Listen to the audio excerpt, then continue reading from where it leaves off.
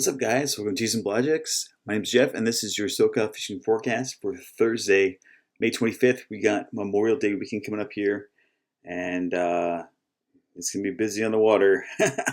That's for sure. If you haven't checked the website lately, we've been trying to post a few more articles coming up as well, and one of them that we featured recently is a really in-depth guide for white sea bass fishing. And we're going to do this for all the pelagic species here in California.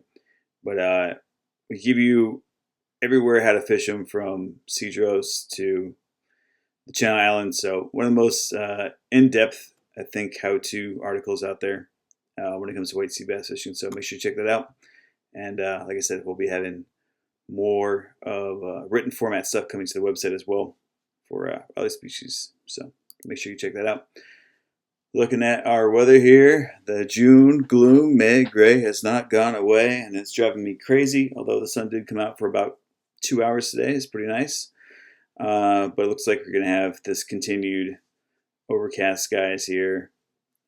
Drizzle in the morning. It's been like that for the last week or so. seems extra gray this year. But it's okay.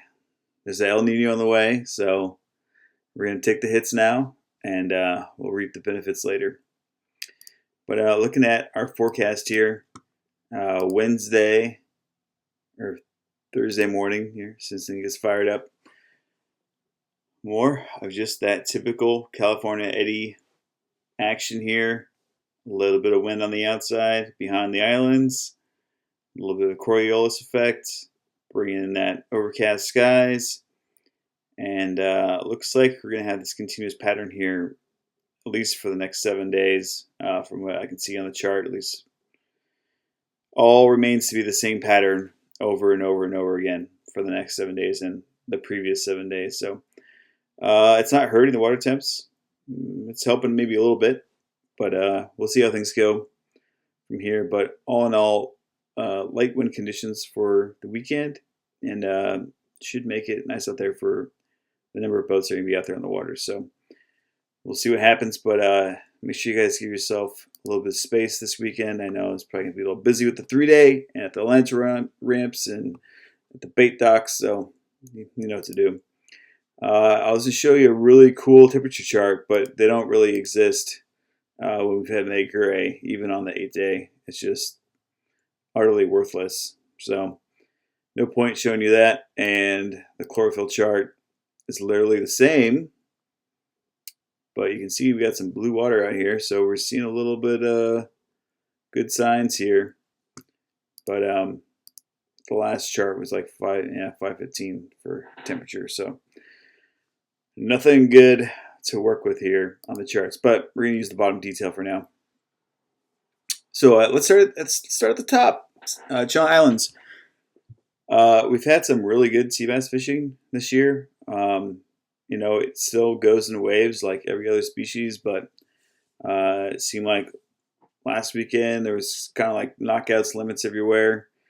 Slowed down a little bit this week. I mean, still plenty of fish around. But if you're looking to catch a trophy, this would be the place. I'd say last year Catalina was a spot to catch a trophy. This year, Channel Islands, there's been numerous submarines around 60 pounds being caught.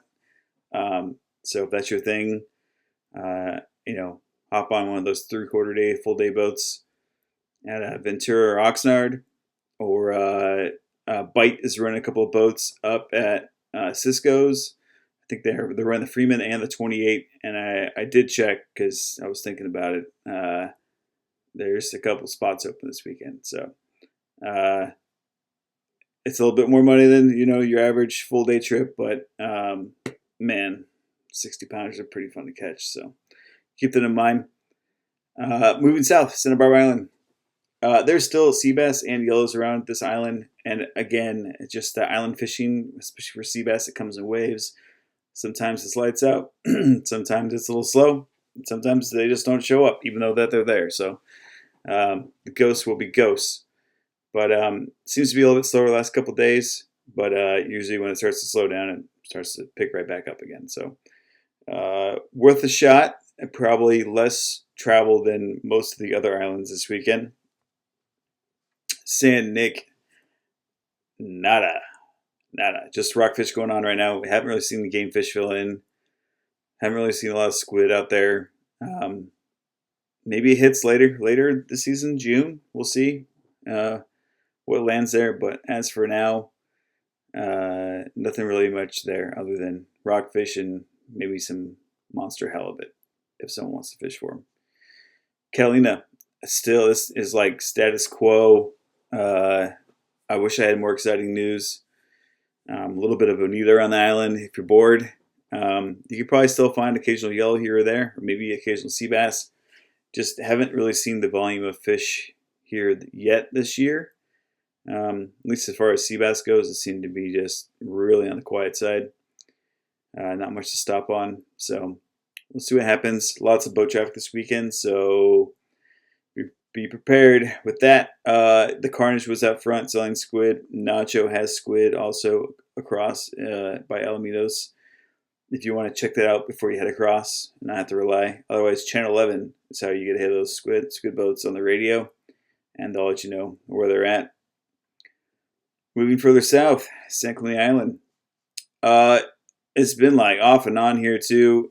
Can't really get a lot of really good stable conditions. One day it fishes okay, the next day nothing.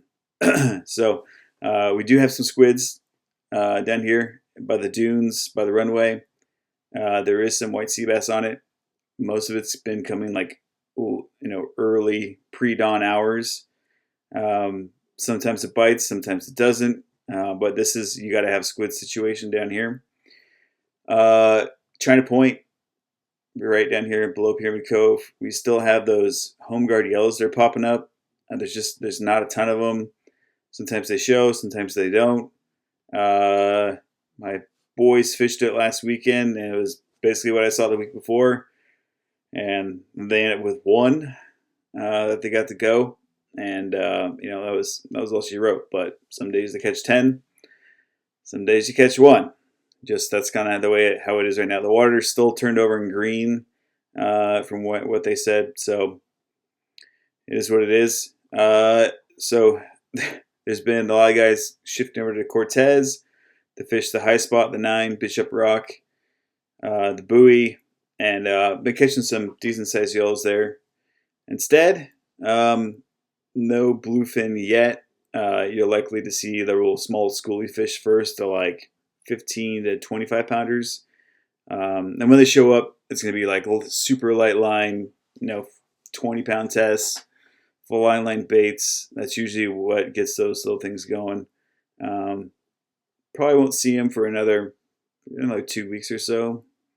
As long as people keep fishing the yellows, eventually those bluefin are going to show up there, and they'll be on them. So you'll have a little combo catch for a while. But it seems like the yellows are biting at Cortez better than Clemente, at least more frequently. But it's a long ways to go for yellows, so keep that in mind.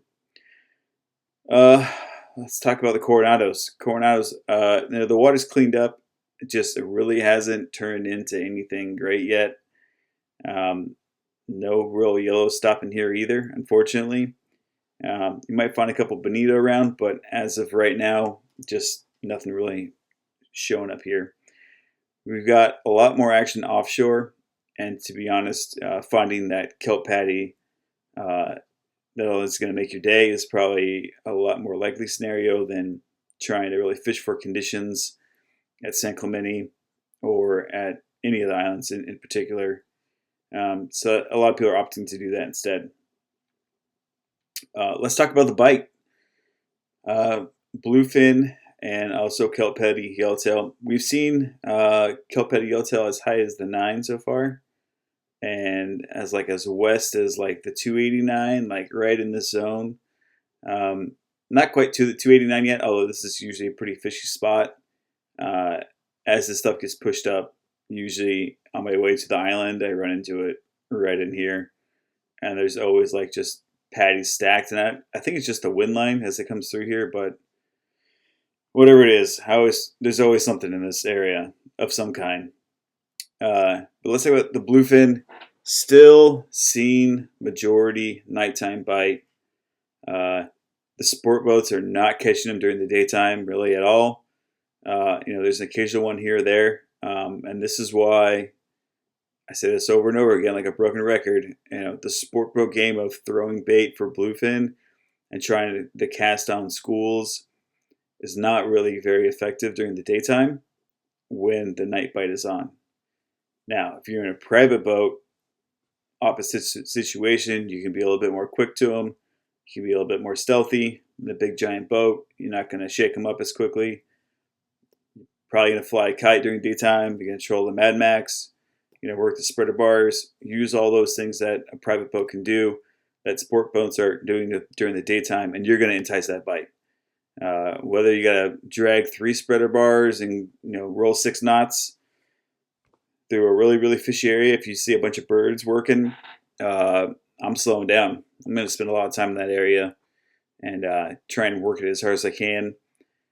And if I don't see them come up, I might come back later. Look for the afternoon or sundown bite in that same area. Sometimes it's the time of day thing, just like how it is for these bluefin. So, especially with the night bite, if you can and you can make the time on the water, try and fish that sundown bite. Usually, just tuna are stupid about sundown. I don't know why, but whatever. They always like to bite on sundown or slack tide. But I'd take a sundown bite 5-1 over a slack tide bite in general. But let's talk about where they are. We mentioned a lot from this corner to the East Butterfly and the Buoy the last couple of weeks, and that they've been heading more towards the island. I've been telling you to keep your eyes open if you're in that area. And sure enough, they've been catching them from the 81 to the condom at the 267. The condom, you can kind of see the outline here, but there's a little condom shape to this underwater structure here, and it shows up and it looks like the tip of a condom on a chart. So the 267 is known as the condom, not to be confused with the 267, 279 up here. But for all you chart geeks, that's what's up. But basically, we really have fish. I always talk about this 371. It's kind of the dividing line of the escarpment here.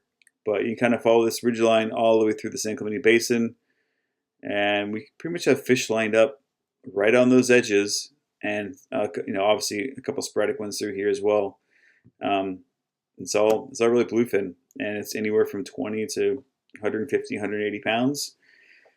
And that's pretty much been it for, the last week. Now, there's fish below that. And, a lot of guys are kind of just chasing this stuff. It's a little easier to get to. And a little bit more easy to predict of where it's going.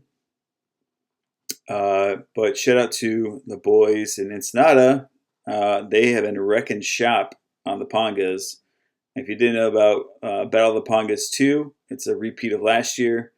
We are sponsoring it, and I want to give a shout out to those guys because those guys are really the ones that turn on the Mad Max craze and trolling plugs at 12, 13 knots that really kicked it off and changed the type of fishing that we do here last year. So shout out to the guys that are always innovating, trying to fish different ways than everyone else that's just around them. And that's something that I like to take a lot of pride in, try new things. If it works or not, I just like trying new stuff. I think it's a lot more fun and interesting than to always do the same thing that the guy next to you is doing. So, but Battle of the Pongas 2, the way it works, it's I think it's $200 per boat, and you rent the boat and the captain from one of the guys that's participating in the tournament, and your $200 is in, and there's a jackpot, and I know there's a whole bunch of people that are sponsoring it too, so they got a whole bunch of prizes and stuff. So I think it's a cool little way to support the community down there, especially the fishing community of Mexico. So make sure you check that out. But that's it for this week, guys. Maybe I'll sneak out on the water if I can get out of some of this housework I got to do. But if not, have a great holiday weekend, and be thankful for those men out there, those men and women. Freedom ain't free. So thanks again, guys. Cheers. Hey, thanks for watching. Make sure you subscribe to the channel and check out our website and online store at chasingpelagics.com. And make sure you share the stoke.